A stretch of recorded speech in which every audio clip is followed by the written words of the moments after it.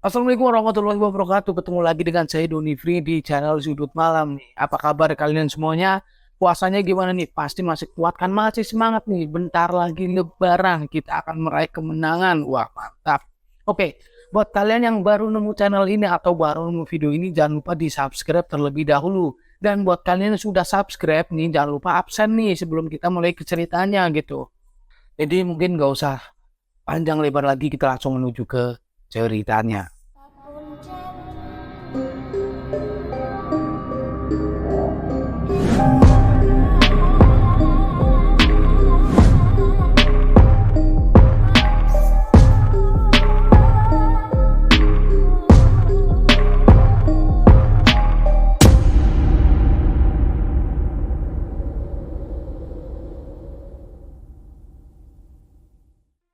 Sebut saja namanya Anto. Anto itu sudah memiliki satu orang anak, sebut saja namanya Andik.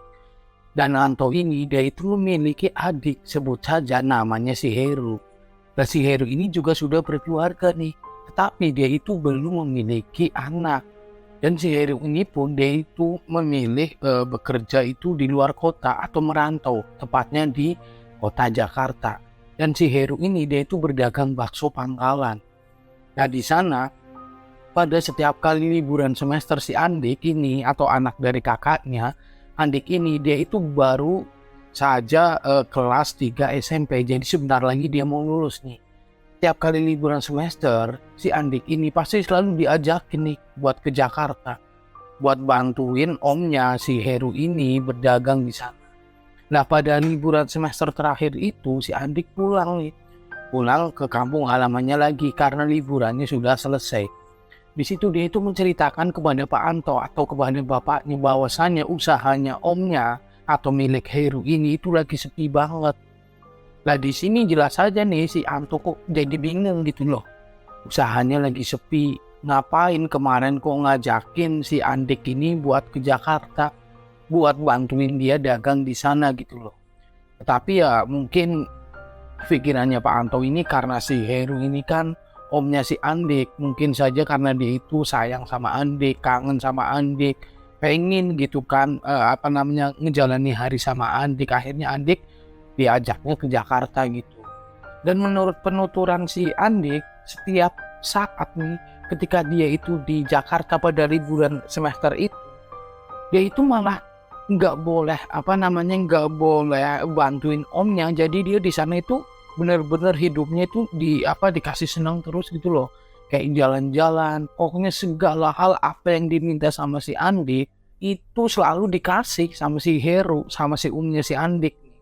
Jadi si Heru ini sebenarnya dia itu dulu udah pernah sukses nih, dia udah punya 5 cabang bakso gitu, tetapi mungkin karena ya nggak tahu ya apa masalahnya, eh, semua warung baksonya cabang itu tutup, jadi tersisa cuma satu nih. Bahkan karyawannya aja ini udah nggak ada, udah dipecat semua nih sama si Heru. Nah singkat cerita, sekarang si Andik ini udah kelas 1 SMA nih, dan tibalah di mana waktu libur semester. Seperti biasa dong, si Andik ini diajak ke Jakarta nih oleh si Heru. Nah, sesampainya di sana, menurut si Andik, keadaan tokonya atau warung baksonya omnya ini itu semakin sepi. Bahkan pernah nih satu hari si Andik itu bener-bener nemenin omnya di kios baksonya. Itu cuman ada 5 orang yang beli sampai tutup gitu loh. Miris banget nih. Nah, di situ dia kan ngobrol nih sama bapaknya, sama si Anto di kampung. Nah, akhirnya si bapaknya ini itu memutuskan nyuruh si Andik ini buat pulang karena kasihan sama omnya gitu loh. Dia keadaan ekonominya lagi kayak gitu kan, dagangan sepi. Akhirnya si Andik disuruh pulang biar nggak jadi beban gitu loh. Nah di sini justru dilarang nih sama si Heru. Udah mas, nggak apa-apa. Lagian Andik emang di sini ngeluarin banyak uang, enggak kok. Di sini Andik makan seperti biasanya. Ada atau nggak adanya Andik, aku juga tetap masak kok. Nggak usah khawatir deh, udah biarin si Andik di sini. Biar dia itu senang liburan, masa di rumah terus, nggak main. Akhirnya di sini sama si Anto dibiarin lah, ya udahlah. Nah, di situ si Anto ini ngomong sama si Andik, "Dek, yang penting kamu itu di situ jangan minta yang aneh-aneh. Jangan minta macam-macam sama om kamu. Kamu tahu sendiri kan om kamu keadaannya lagi sulit, ekonominya, dagangannya aja lagi sepi.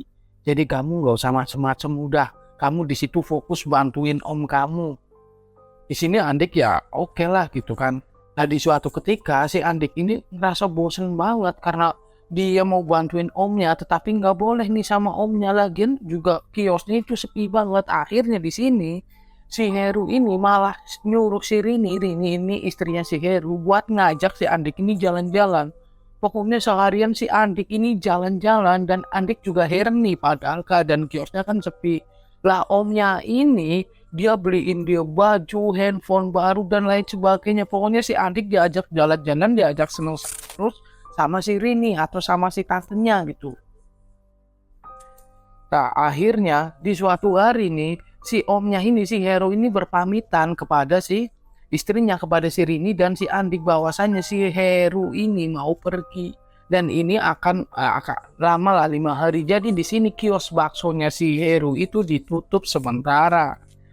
Ternyata liburannya si Heru itu nggak nyampe 1 minggu lagi. Dan 3 hari setelah omnya ini pergi, si Andik ini memutuskan untuk pulang kampung. Dan pada malam hari itu si Andik ini dijemput travel nih.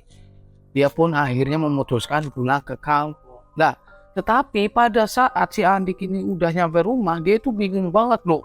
Omnya malah ternyata tadi dia itu lihat di rumahnya. Jadi rumahnya si Heru dan rumahnya Anto ini, dia itu agak berjauhan tetapi berada di satu kampung gitu loh. Dan dia itu lihat omnya di rumah loh, kok kenapa kalau omnya pulang, kenapa kemarin gak bareng aja gitu. Si Andik ini gak diajak, malah si Andik dibiarin di Jakarta gitu. Dan di sini yang bikin Andik heran lagi dan Anto ini heran, kenapa si Andik ini ngeliat si Heru pulang, tetapi si Heru ini sama sekali gak mampir atau gak main ke rumah kakaknya atau ke rumahnya si Pak Anto. Di situ Pak Anto juga agak heran, makanya Pak Anto ini agak nggak percaya nih sama Andik kalau dia itu melihat si Heru. Nah akhirnya pada sore hari si Anto ini pun atau bapaknya si Andik, dia itu telepon sama si Heru sama adiknya gitu. Der, kamu beneran kemarin kamu pulang? Kata siapa mas? Kata si Andik loh, Andik ini kan udah pulang. Lah tadi ketika dia itu nyampe rumah katanya dia lihat kamu di rumah. Lah enggak kok mas. Masa iya sih aku di rumah nggak mampir ke rumah jenengan? Nggak mungkin mas. Oh ya udah berarti mungkin si Andik salah lihat. Dan 2 minggu setelah itu si Heru ini pulang nih. Heru pulang bersama si Rini. Dia itu pulangnya langsung ke rumahnya si Pak Anto atau bapaknya si Andik. Dan di situ ternyata dia itu membawa oleh-oleh sangat banyak yang diberikan, dikhususkan buat si Andik gitu loh. Bahkan mereka berdua ini agak lama nih di kampung. Tumben banget mereka itu di kampung sampai 1 minggu. Dan pada saat mereka berdua ini akan kembali lagi ke Jakarta, ternyata wow di sini Andik senang banget nih. Andik ini diajak jalan-jalan dan ternyata si Andik ini dibelikan motor baru sama si Heru dan si Rini atau sama om dan tantenya. Dan di sini Anto atau bapaknya si Andik tanya dong sama si Heru, emang kios kamu udah mulai rame lagi, kamu bisa beliin si Andik motor baru? Udah mas, tenang aja, kamu jangan terlalu manjain si Andik, lagian kamu kan punya masa depan, kamu harus tabung, kamu harus pikirin nanti nih suatu saat nanti istri kamu hamil, kamu punya anak, kamu harus punya tabungan yang cukup. Udah mas tenang aja, itu udah bisa diatur lah. Nah akhirnya di sini si omnya Andik ini atau Heru dan Rini ini berangkat nih ke Jakarta pada malam hari. Dan 1 bulan setelah itu nih, si Anto ini mendengarkan bahwa tokonya atau kios warung baksonya si Andik ini itu tambah rame. Dalam waktu 1 bulan itu, si Heru ini atau adiknya Pak Anto, dia udah berhasil membuka cabang 4 kios lagi. Jadi semuanya total 5 nih sekarang kios baksonya milik si Heru. Oh, di sini Pak Anto jelas senang dong. Nah, tidak lama setelah si Pak Anto itu mendapatkan kabar itu, tiba-tiba saja si Andik atau anaknya ini jatuh sakit. Dan sakitnya ini menurut si Pak Anto itu nggak wajar banget. Jadi sakitnya itu, dia itu si Andik ini itu setiap mau maghrib dia itu pasti tuh kayak kesurupan gitu loh. Bahkan dia itu sempat ngatain bahwasanya si Andik itu sempat nggak bisa ngapa-ngapain, nggak bisa ditanya, dia cuman kayak kayak melotot aja matanya gitu. Jadi sering gitu loh, setiap maghrib itu si Andik nggak sadarkan diri gitu. Dan Andik itu sakit seperti itu hampir 2 minggu lamanya. Ya usahanya Pak Anto itu ya nggak kurang-kurang banget. Dia itu udah ke tabib, ke pengobatan tradisional, ke rumah sakit dan lain sebagainya. Tapi nyatanya emang gak ada hasil gitu loh. Si Andik ini tetap kayak gitu terus. Bahkan si Andik ini selama itu tuh benar-benar dia itu nggak mengenali satu orang pun. Jadi dia itu kayak amnesia gitu loh. Bahkan sama bapaknya sendiri, sama ibunya sendiri, si Andik ini nggak kenal. Bahkan menurut si ceritanya si Pak Anto ini, setiap dia itu terbangun gitu dari tidurnya, dia itu kayak kebingungan gitu loh. Dia itu kayak bingung, ini di mana gitu, ini rumah siapa, kamu siapa. Dia itu benar-benar nggak mengenali orang-orang yang ada di situ. Tetapi dia itu ingat ketika ditanyai, dilihatin fotonya omnya nih, Om Heru nih, sama si Pak Anto. Dia itu tahu dan dia paham banget. Nah, di situ si Andik itu nggak ngomong kalau itu namanya omnya dia, tapi dia cuma ngomong itu majikan dia itu si Heru namanya. Dia nggak ngomong kalau dia itu omnya gitu loh. Nah di situ orang tuanya bingung, bisa sih. Nah di sini akhirnya si Anto itu telepon nih sama si Heru. Dia itu berniat mau minjem duit sama si Heru buat ngobatin si Andik, karena orang tuanya ini udah keluar masuk rumah sakit, udah dibawa ke sana kemari, tentunya itu ngeluarin biaya yang cukup banyak gitu kan.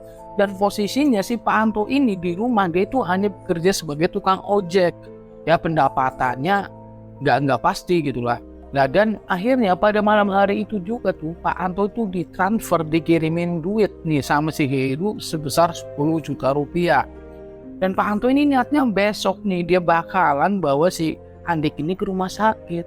Tetapi ternyata belum sampai Pak Anto ini membawa Andik ke rumah sakit lagi, pada saat jam 4 dini hari atau jam 4 subuh, tiba-tiba saja si Andik ini berteriak minta tolong, tetapi masih seperti kayak keadaan gak sadar gitu loh. Jadi kayak kesurupan gitu. Akhirnya tetangganya Pak Anto aja yang di sebelah rumah tuh denger teriakannya si Andik. Akhirnya banyak tuh orang ke situ, dan di situ itu Andik itu benar-benar udah pucat banget, udah nggak ada warnanya gitu loh, kayak udah mayat gitu. Dan tepat pada tengah 5 nih, jam setengah 5, si Andik ini akhirnya menghembuskan nafas terakhir. Si Andik ini meninggal dunia nih. Dan akhirnya si Andik ini pun langsung dimakamkan. Lah, di sini yang bikin Anto heran lagi, si Heru itu kelihatannya kan sayang banget nih sama si anaknya Pak Anto, sama ponakannya, sama si Andik.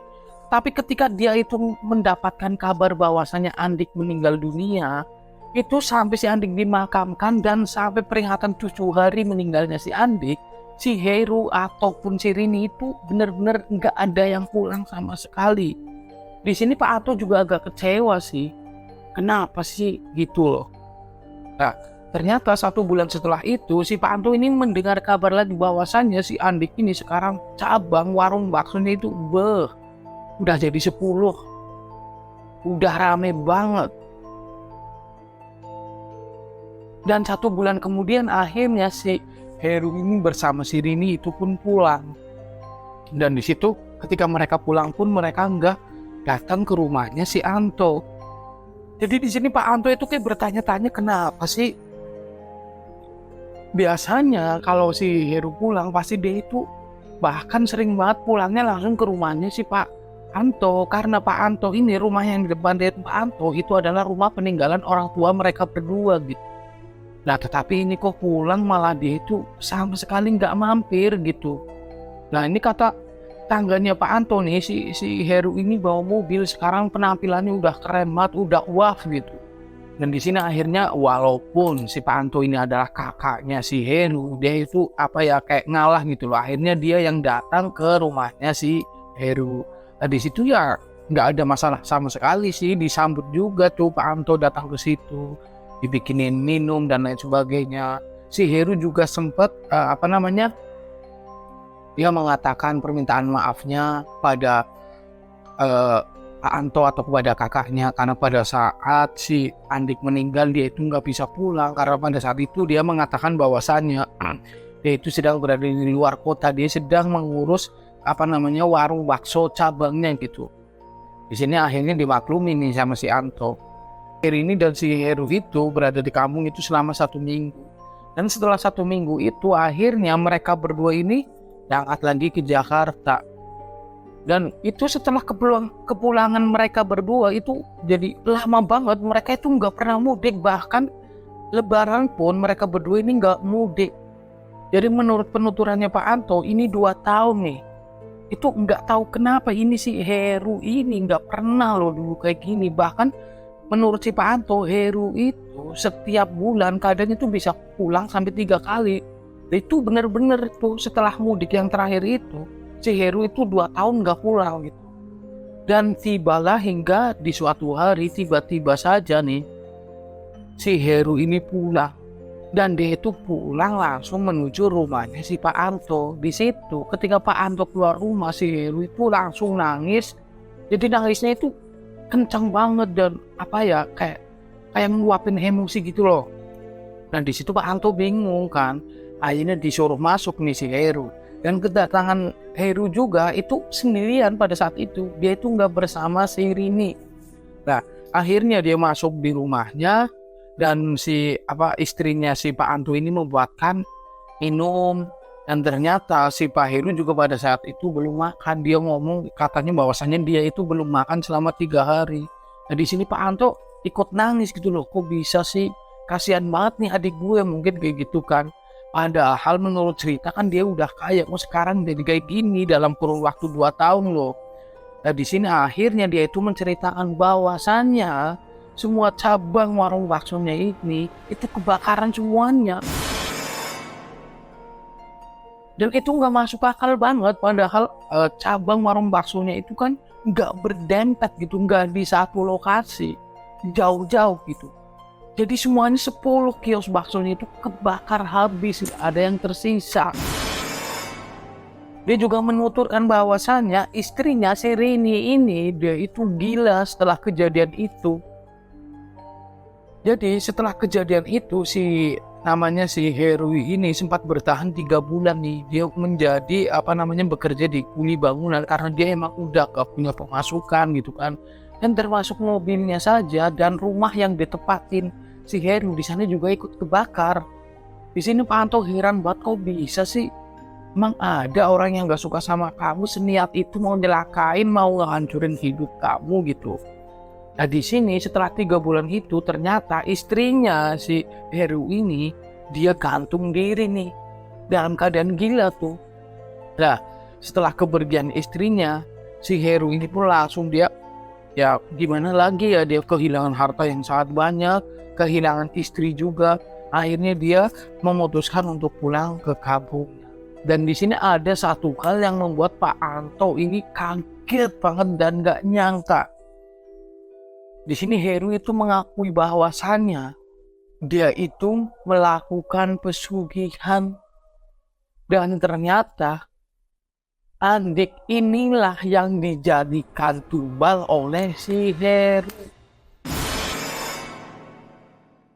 Di sini Pak Anto nggak emosi, dia cuman tiba-tiba langsung nangis gitu loh, nangis kenceng banget. Dan istrinya Pak Anto pun langsung pingsan di tempat pada saat itu. Nah akhirnya karena mendengar tangisannya Pak Anto yang sangat keras, banyak warga yang datang tuh. Nah di situ akhirnya tahu semua warga bahwasanya si Heru ini menggunakan pesugihan. Dan si Heru ini akhirnya diusir nih sama warga kampung situ, dan si Anto atau Pak Anto kakaknya si Heru ini udah nggak bisa apa-apa lagi. Nyatanya dia jahat kok. Padahal sebenarnya kata Pak Anto dia juga nggak tega tuh. Akhirnya Heru diusir, diarak, suruh keluar dari kampung tersebut. Dan pada malam harinya si Pak Anto ini Dia juga agak kasihan, akhirnya dia pun mencari nih di mana adiknya itu berada. Tapi sampai pagi dia benar-benar nggak nemuin si Heru nih. Dan 3 hari setelah kejadian itu beredar berita tentang adanya orang meninggal di pinggir sungai. Nah di sini Pak Anto pun ikut lihat ya, namanya juga di kampung kan ada kabar gitu kan langsung ramai. Nah ketika sampai di lokasi ternyata itu adalah si Heru. Menurut Pak Anto ini banyak yang mengatakan warga sekitar ini si Heru itu loncat dari jembatan. Ada juga yang mengatakan bahwa si Heru ini dikebukin sama preman dan lain sebagainya. Tetapi Allahualam nggak tahu si Pak Anto ini kepastiannya itu si Heru itu meninggal kenapa. Tapi kalau dilihat dari sekujur tubuhnya itu benar-benar nggak ada nggak ada lebam sama sekali. Jadi nggak mungkin kalau si Heru ini dikebukin kayak sama preman seperti berita yang beredar. Tapi mungkin kalau bunuh diri bisa mungkin terjadi tuh. Tetapi juga menurut si Pak Anto, biasanya kalau orang itu mati bunuh diri di sungai itu kan perutnya jadi gede gitu kan karena kemasukan banyak air. Tapi di situ enggak. Jadi si Heru itu ya seperti orang meninggal normal gitu loh. Cuman ada di pinggir sungai gitu. Dan cerita pun berakhir. Jadi terima kasih buat kalian yang sudah menonton video ini sampai selesai. Akhirnya saya Doni Free pamit undur diri dan sampai berjumpa di video berikutnya. Wassalamualaikum warahmatullahi wabarakatuh.